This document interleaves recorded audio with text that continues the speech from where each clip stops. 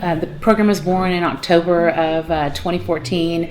I think I came into the position around November, and we really went to work. We started out with trying to get some assessments and get information about what our young people needed, and things really came together in February of that next year of 2015. We brought together young people and adults and sat down at the table and said, what do young people need to be successful? That was the question we asked.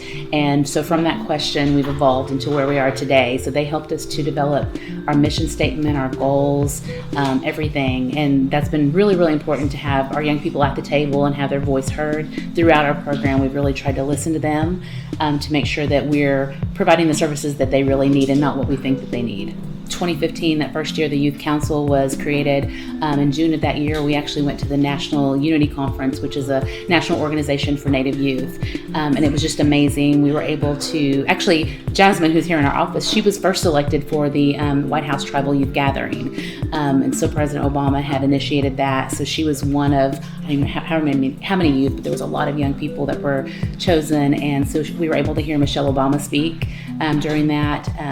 Throughout the conference, there were just, amazing opportunities, workshops, speakers, things like that. We actually got a call that Barack Obama wanted us to come back to Oklahoma and hear him speak. It was a whirlwind trip. We were on the road for right around a week, and we were all kind of punch drunk from just being tired and sleepy, but every piece of it was amazing and just really exciting. That's probably one of my favorite memories because it was the beginning. And I think since that time, when our Youth Council won Youth Council of the Year for that same organization, that next year in 2016, they won that. And it was a secret. We knew about it. We knew they had been awarded, and it was really hard to keep that, bottled in. So we were really excited when they were announced and learned that they were the winners of that award. We started actually summer of 2018. And so we started getting sponsors to do care packages for the students at CMN. One of our Youth Council members was on he was at that college, and he said, he wished that there was more things for the students there. And so that was one of the things we decided to do. And it's been really successful. We've done it 3 semesters. This is our first 4th semester to do it. We need lots of sponsors right now because the program has gotten more notice. We've got 61 students who've signed up this year. Last year we had about 40 each time. And so that's a significant difference. And so we're looking for more sponsors to make sure that each one of them gets something. We just ask that the sponsors decide how much money they want to spend. It can be any amount that they'd like to. We give them a list of things that the student has an interest in, things that they might need, that kind of thing, and then they can choose what they're able to do to put together for the care packages. We've seen some really amazing care packages come in. One lady last semester bought every single thing that the student had indicated they might have an interest in, and so they had 3 boxes of stuff, and so that was really, really cool. And so it's really good, and there's a lot of the students there that maybe there are some small needs that they have that they don't have a way to get that, and so it just really gives them some encouragement to know that somebody's thinking about them. We've actually been working on developing our Mvskoke Mentors program from the very beginning. Like I said, we did that assessment when we first started the program, and in that assessment it said that young people needed mentors. They were the ones that told us that. We've done subsequent assessments, and each time it's told us that same thing. It's one of the things that we've wanted to do all along, but we knew we needed to do it right.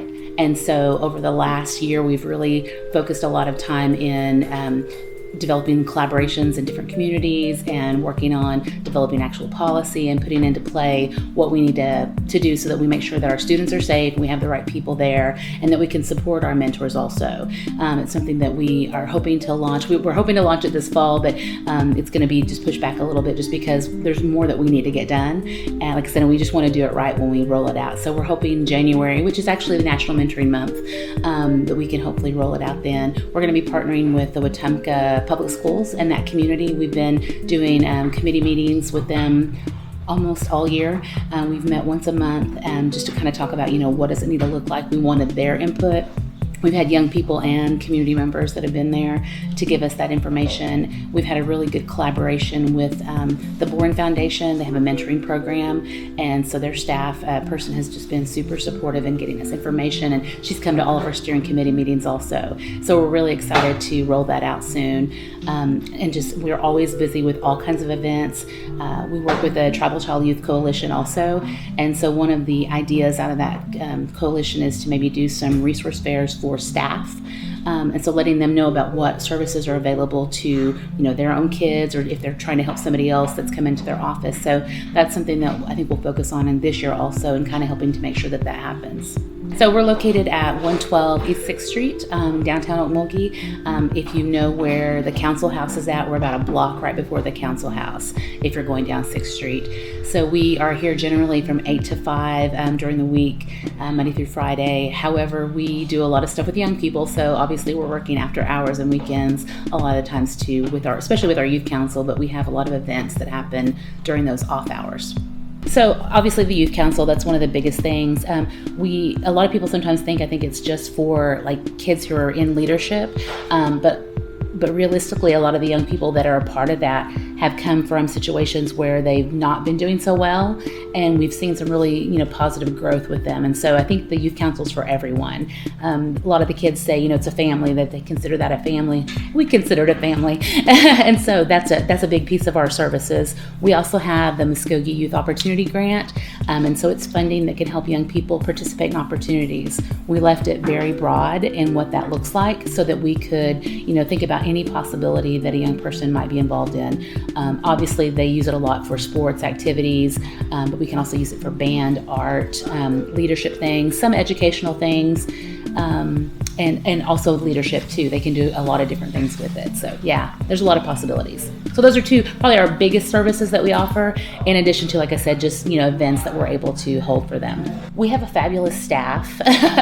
So we have a really good team, and I think that's probably one of the most positive things about just doing the job. We were just really wanting to celebrate this day, and just kind of that it's 5 years. That's a momentous time, and so we wanted to make sure that we took note of it, and then we let everybody else know that, hey, we're at 5 years already, and this is where we are in just that short amount of time.